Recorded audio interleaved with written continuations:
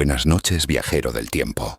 Si estás aquí, es porque el murmullo de los siglos te llama justo cuando la luna alcanza su punto más alto y las sombras empiezan a susurrar secretos antiguos. Hoy, entre el crujido de las sábanas y el suspiro del viento, te contaré una historia que pocos se atreven a repetir en voz alta. Una historia real, tan podrida como el final de su protagonista. Antes de sumergirnos en esta oscura noche de reinas malditas y cuerpos que se corrompen más allá de la carne, déjame pedirte algo.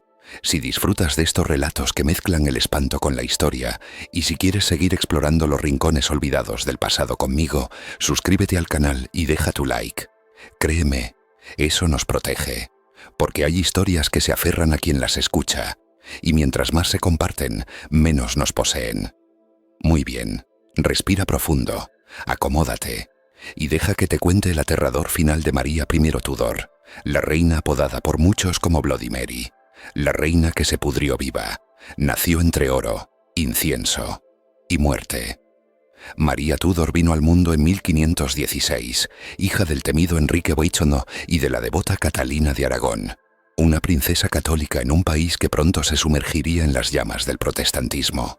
Desde pequeña su vida fue una paradoja, heredera y marginada, amada y repudiada, criada para ser reina, pero siempre bajo la sombra del escándalo. ¿Sabías que fue desheredada por su propio padre, forzada en afirmar que su madre jamás había sido reina legítima? Imagina el dolor de una hija negando a su madre mientras observa a su madrastra, Ana Bolena, ocupar su lugar. Ana, a quien su padre amó con una pasión destructiva y a quien después decapitó. Ese fue el mundo en que María creció. Traiciones, sangre, fe y un trono que parecía alejarse. Para después, años más tarde, volver a sus manos como una corona espinada. María llegó al poder en 1553, luego de una lucha cruel que parecía salida de una tragedia griega. Derrocó a Lady Jane Grey, la reina de 9 días, y por fin fue proclamada reina de Inglaterra. Pero el poder no la sanó. Namber el poder la deformó. Obsesionada con devolver a Inglaterra al catolicismo, María se volvió la pesadilla de los protestantes.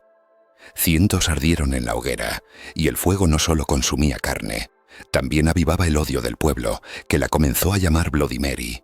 Pero hoy no te vengo a contar solo sobre la reina implacable, sino sobre su final, un final que parece escrito por el mismísimo diablo, porque lo más macabro no fue lo que ella hizo, sino lo que su cuerpo sufrió.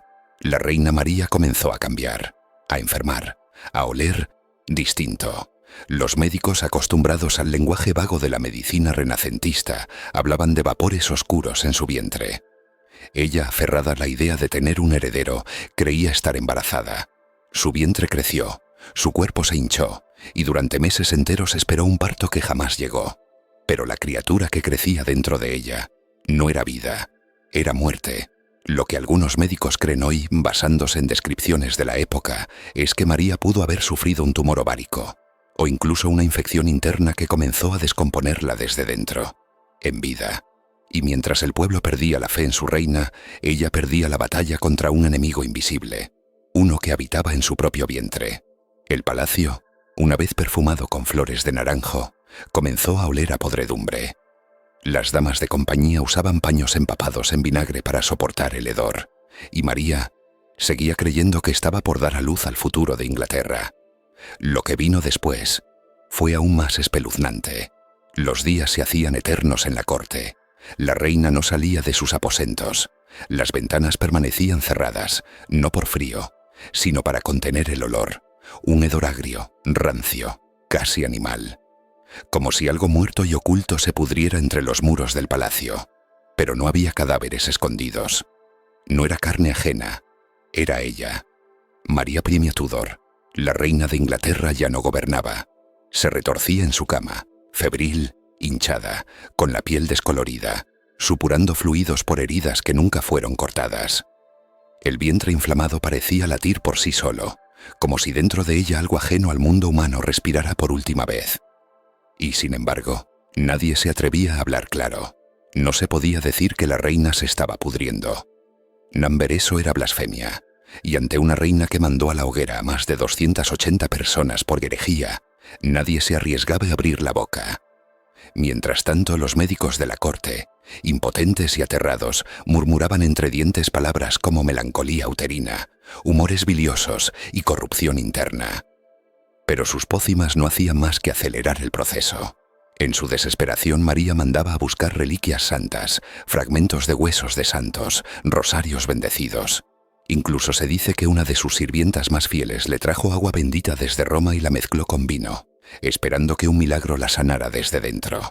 Pero no hubo milagro, ni siquiera el consuelo de la ignorancia, porque según cuentan algunos textos de la época, la reina era completamente consciente de que algo no estaba bien, de que aquello que crecía en su vientre no era un hijo, sino una maldición, y aquí es donde la historia se enrosca en lo macabro. Varios relatos coinciden en que durante las últimas semanas de su vida, María decía escuchar voces bajo su piel, voces que le hablaban desde las entrañas. A veces eran sus propios súbditos protestantes, burlándose de su fe. Otras veces decían que murmuraba los nombres de sus padres, como si Enrique Owichom y Catalina de Aragón la esperaran en un pasillo oscuro, reprochándole haber traicionado tanto a Dios como a su propio linaje. Una noche, mientras Londres dormía bajo la niebla y el rumor de las campanas de San Pablo se deslizaba como un susurro en las calles, María se levantó de su cama y caminó descalza por su cámara. Arrastraba un camisón empapado, con manchas oscuras que parecían sangre, pero no olían como sangre. Se sentó frente al espejo y miró su reflejo por horas. Una sirvienta que espió por una rendija juró que la reina hablaba con su imagen como si fuera otra persona, como si una segunda María viviera en el cristal. «Lo merezco», repetía. ¿Y sabes qué era lo más escalofriante? Que tal vez tenía razón, no porque mereciera sufrir, sino porque el miedo que ella provocó durante su reinado no era una leyenda. Fue real. El dolor que impuso en nombre de la fe dejó cicatrices en toda una nación, y el cuerpo, esa cárcel frágil de carne, pareció devolverle al final cada fuego encendido, cada grito ignorado, cada alma quemada. Hay un detalle que se cuenta poco, pero los que lo saben no lo olvidan. Dicen que poco antes de morir, la reina pidió que le trajeran un rosario de su infancia, uno que su madre Catalina había bordado con hilo de oro. Lo apretó tan fuerte que las cuentas dejaron marcas en sus dedos hinchados. Y entonces, mientras Londres apenas despertaba, María I Tudor murió, no con un grito, no con una oración, sino con un sonido casi imposible de describir. Un suspiro largo, húmedo, casi como el escape de un gas, como si su cuerpo hinchado hubiera liberado al fin toda esa podredumbre que lo devoraba desde hacía semanas. Pero lo más perturbador no fue la muerte, sino lo que vino después. La corte quiso hacer un funeral regio, digno de una monarca, pero cuando intentaron preparar el cuerpo, los embalsamadores se negaron a tocarlo. La piel se desprendía sola, como si hubiera estado semanas bajo tierra. El olor era insoportable. Los gusanos ya estaban allí. ¿Te imaginas lo que eso significaba en una época donde el alma aún se creía conectada al cuerpo? Para muchos, María no solo había muerto en pecado, había sido tocada por la corrupción de Dios. Sin embargo, eso no fue lo último que dejó tras de sí, porque como si la muerte no bastara, su legado continuó creciendo en las sombras. Lo que María dejó atrás no fue solo un cadáver imposible de vestir con dignidad, fue un eco, un espectro que se coló por las rendijas de los palacios, por las grietas de las iglesias y por los suspiros de quienes le habían odiado, y también de quienes en secreto aún la amaban. Su muerte no trajo paz, trajo incertidumbre. Los nobles la enterraron como pudieron, en una ceremonia breve, casi nerviosa, con una solemnidad que se sentía forzada. Nadie quería estar demasiado tiempo cerca del féretro. Algunos incluso llevaban ramilletes de hierbas colgando del cuello o debajo de las mangas para protegerse del aire impuro. El rumor era claro. El cuerpo de la reina estaba maldito. Y allí, en la penumbra de la abadía de Westminster, rodeada de cruces, incienso y silencio, María I fue sellada en un ataúd de plomo, como si con eso pudieran encerrar también el hedor de su reinado. Pero las paredes no guardan el alma, y el pueblo no olvida. Afuera, en las calles, los protestantes celebraban discretamente. Las iglesias escondidas comenzaron a cimbrir sus puertas. Las Biblias en inglés reaparecieron. Y en muchas casas, de manera casi supersticiosa, las mujeres dejaron de llamar a sus hijas María, porque el nombre ya estaba maldito también. Pero la historia siempre guarda un giro más. Se volvió aún más retorcida cuando su media hermana Isabel subió al trono. Isabel I, la hija de Ana Bolena, la mujer a quien María había odiado con el alma. ¿Te imaginas lo que fue para el pueblo ver cómo una hija del protestantismo, la fe que María había tratado de aniquilar, era ahora reina? Pero lo más inquietante no fue el cambio de corona, fue lo que ocurrió con los sueños. Sí, con los sueños. Empezaron los rumores casi de inmediato. Sirvientas, guardias, nobles. Todos decían haber tenido la misma pesadilla. Una mujer con el rostro quemado por dentro, con los ojos encharcados de sangre, caminando por los pasillos del palacio. Algunos la veían llorando, otros maldiciendo, y los más sensibles despertaban con un ardor insoportable en el estómago, como si algo estuviera creciendo allí, algo que no pertenecía a este mundo. Hubo incluso un caso documentado en los archivos de un confesor de la corte, quien atendió a una dama que juraba escuchar cada noche los gritos de los protestantes quemados por María, saliendo desde las paredes. «Está aquí», repetía. «No se ha ido. La reina podrida sigue entre nosotros». Y aunque Isabel I jamás lo admitió en público, se dice que ordenó renovar por completo los aposentos de María. Alfombras nuevas, muebles nuevos, paredes repintadas, tapices quemados, todo para alejar lo que ella llamó la peste espiritual de su hermana. Pero ¿puede la muerte callar a alguien cuya vida fue puro fuego? En los siglos siguientes, el nombre de María I Tudor fue borrado, suavizado, distorsionado. Los libros de historia la reducían a una línea roja entre dos reinas legendarias. Y sin embargo, su presencia persistía. Y aquí es donde el cuento de miedo se transforma en algo más profundo. Porque si lo piensas, María no fue solo víctima de una enfermedad horrenda ni de un cuerpo que se descompuso en vida. Fue víctima de su tiempo, de su fe y de una soledad que la acompañó hasta la última exhalación. Una mujer nacida para ser reina, criada en la rigidez de la obediencia religiosa, rodeada de traiciones, obligada a amar a un pueblo que nunca la aceptó, y abandonada por su propio cuerpo cuando más lo necesitaba. Tal vez por eso su historia sigue viva, porque aunque su carne se deshizo, sus miedos, nuestros miedos, siguen oliendo igual. Y como todas las historias que se narran cuando cae la noche, la de María Vino no termina con su tumba. Sigue dando vueltas, esperando a que alguien, como tú, como yo, se atreva a escucharla otra vez. A medianoche, cuando el aire se vuelve espeso, y parece que algo más, algo invisible, nos observa desde el rincón más oscuro de la habitación. Pero hay un detalle más. Uno que suele pasar desapercibido, como una mancha apenas visible en un tapiz demasiado viejo. Y sin embargo, ese detalle cambia por completo cómo recordamos a María. Muchos creen que lo más aterrador de su historia es su final físico, el cuerpo que se pudre, los gusanos anticipados, la carne rendida. Pero en realidad lo más espeluznante fue lo que dejó sembrado en la mente de su pueblo. Una semilla de miedo que germinó lentamente, hasta colarse en la cultura popular, porque con el paso de los siglos su nombre dejó de ser únicamente el de una reina, se convirtió en un conjuro. ¿Alguna vez jugaste a repetir Bloody Mary frente a un espejo? 3 veces, con la luz apagada, con una vela encendida, y luego esperar a que su rostro aparezca, desfigurado, llorando sangre o gritando. Pues bien, lo que muchos no saben es que esa leyenda, la de la mujer del espejo, no nació en Estados Unidos ni en las películas. Tiene raíces que se hunden profundamente en el miedo colectivo que dejó María la I Tudor, porque ella no solo murió, dejó una impresión tan honda, tan visceral, que el pueblo no supo cómo procesarla, así que la envolvieron en superstición. De ahí nacieron las historias de la mujer atrapada entre dos mundos, de la reina que no puede descansar porque fue traicionada por su fe, por su cuerpo, por su sangre. Y no es casualidad que aparezca en los espejos. Los espejos en la tradición antigua eran puertas, lugares donde el alma podía reflejarse o quedarse atrapada. Y si María, como se cuenta, pasó horas hablando con su reflejo antes de morir, ¿quién te dice que algo de ella no quedó ahí, al otro lado del cristal? Piensa en esto.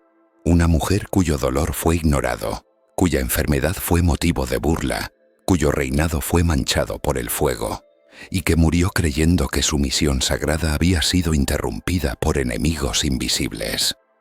¿Realmente se iría en silencio?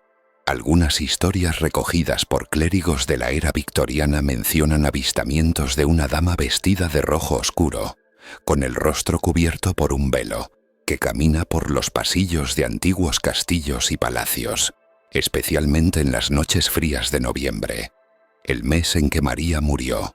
Y lo más perturbador, nunca se le ve el rostro, porque cuando alguien se atreve a levantar el velo en sus sueños, despierta gritando.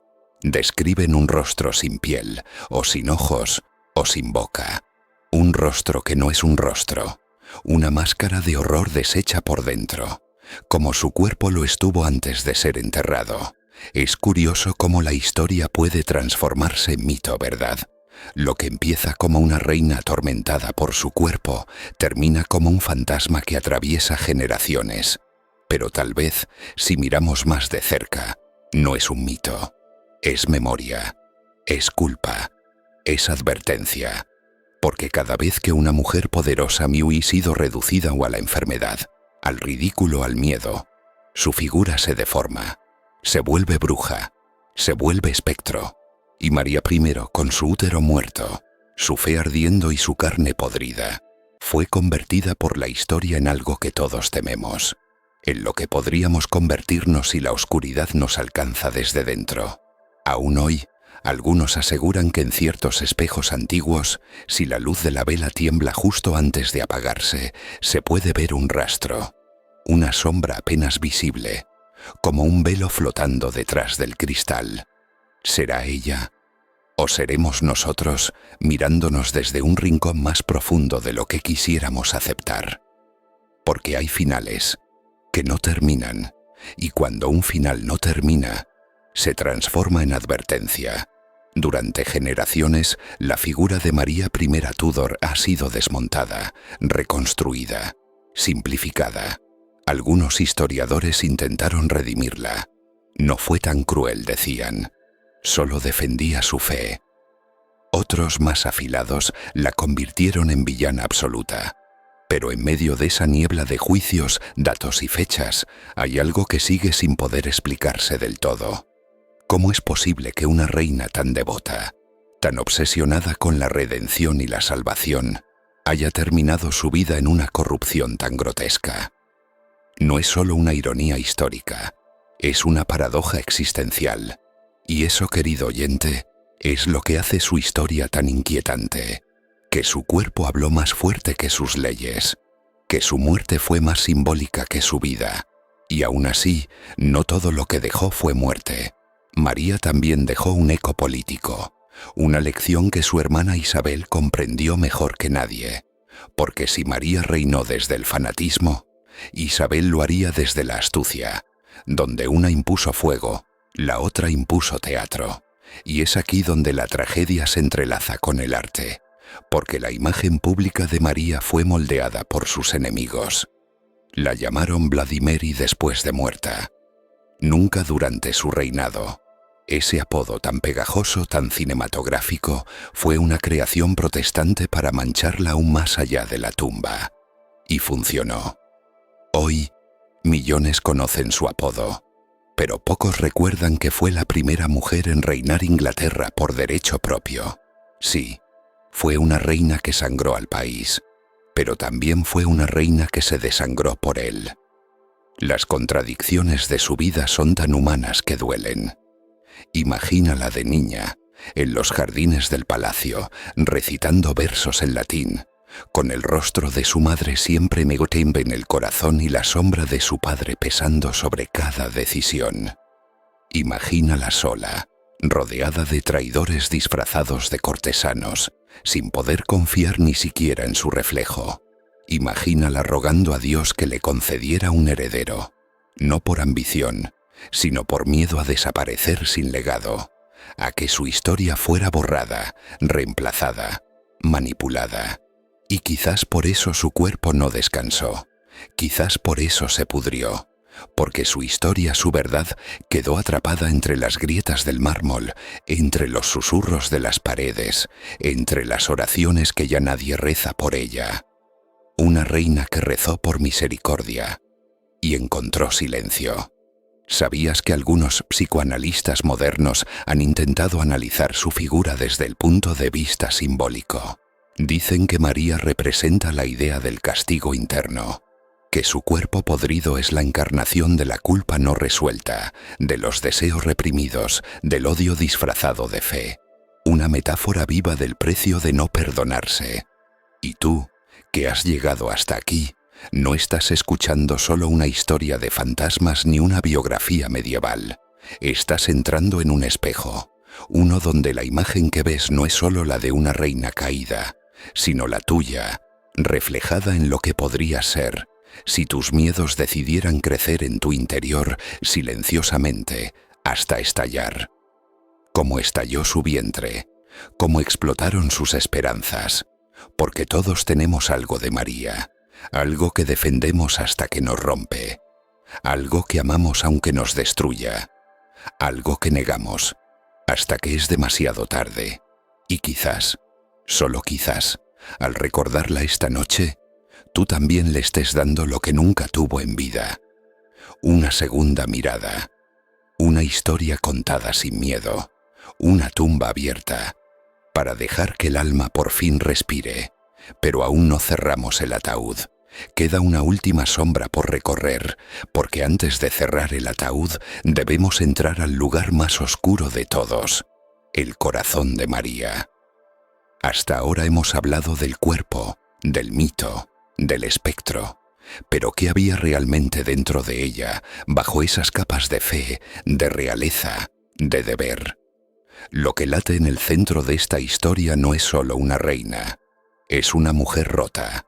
Imagina esto, una joven María, hija del hombre más temido de Inglaterra, Enrique Waitos, viendo cómo su madre es desterrada, humillada y finalmente borrada de la historia como si jamás hubiera existido. ¿Sabes qué hizo Enrique cuando rompió con Catalina de Aragón, su esposa y madre de María? La declaró ilegítima, la despojó de su título de princesa, la obligó a vivir alejada de su madre, a la que nunca más volvería a ver con libertad. Y durante años María vivió con miedo, no a la muerte, sino al olvido. Estaba rodeada de sirvientes que ya no sabían si tratarla como noble o como simple bastarda, de cartas sin respuesta, de rumores de que su padre quería encerrarla en un convento. ¿Puedes imaginar crecer así, sabiendo que cada día puedes desaparecer y que nadie moverá un dedo por ti? Es entonces cuando su fe se volvió un ancla y también una cadena. Se aferró a Dios con desesperación porque fue lo único que no le fue arrebatado.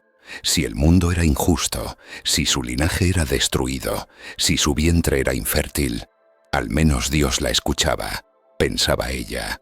Por eso, cuando finalmente llegó al trono, su primer impulso no fue reinar con sabiduría, fue vengar, no por maldad, sino porque por primera vez en su vida tenía poder, y en vez de abrazarlo con amor, lo abrazó con miedo. Quemó herejes, restauró misas en latín, persiguió a los protestantes, no por simple crueldad como muchos creen, sino porque en su mente era la única forma de limpiar todo lo que el dolor le había ensuciado.